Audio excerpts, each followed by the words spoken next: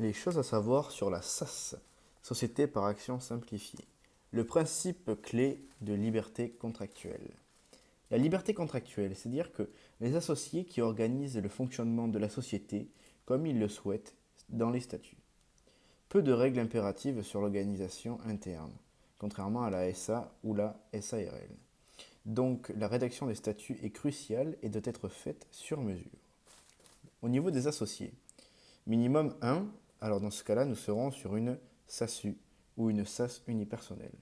Il n'y a pas de maximum demandé, cela peut être des personnes morales ou des personnes physiques. Le capital social minimum est de 1 euro, entre guillemets, il n'y a pas de limite légale.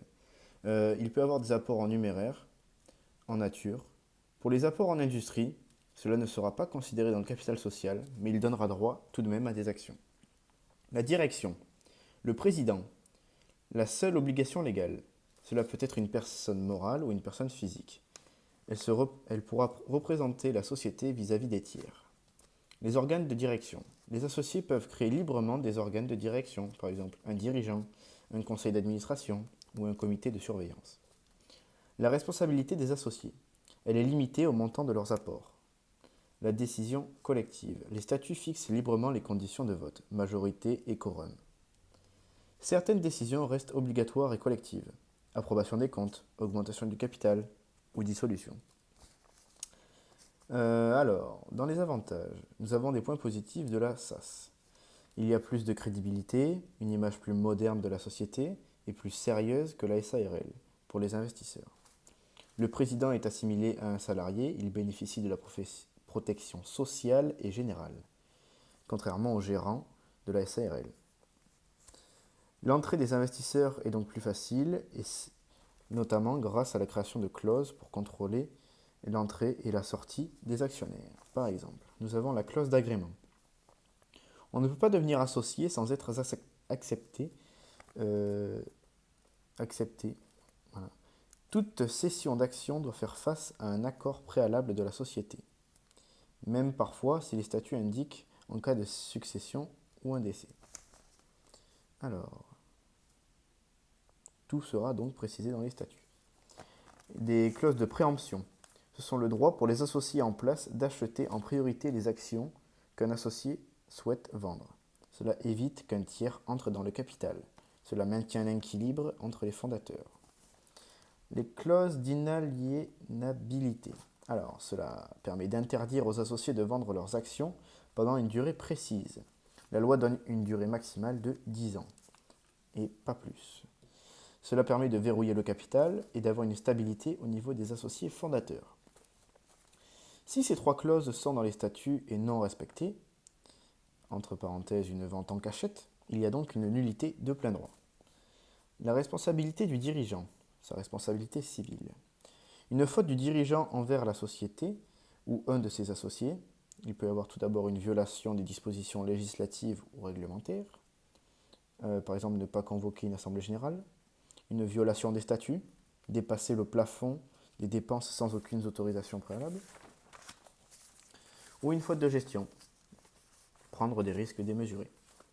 La responsabilité envers les tiers. Ici, le droit protège le dirigeant. Normalement, un créancier ne peut pas attaquer le président personnellement pour une dette de la SAS. En principe, la SAS est responsable, sauf faute détachable de ses fonctions. C'est-à-dire, pour qu'un dirigeant soit condamné personnellement par un tiers, il faut commettre une faute intentionnelle, d'une gravité particulière et incompatible avec l'exercice de ses fonctions. Ce qui concerne la responsabilité pénale, nous avons les abus de biens sociaux. Une présentation des comptes infidèles, les affaires de banqueroute, c'est-à-dire en cas de faillite, avoir caché de l'actif frauduleusement, l'avoir augmenté, ou avoir augmenté frauduleusement le passif. La banqueroute, c'est seulement si la société est en liquidation ou en redressement judiciaire, bien sûr. La nomination du CAC. Elle est obligatoire si 2 des seuils sur 3 sont remplis. Le total du bilan doit être supérieur à 5 millions. Le CA hors taxe doit être supérieur à 10 millions et avoir plus de 50 salariés.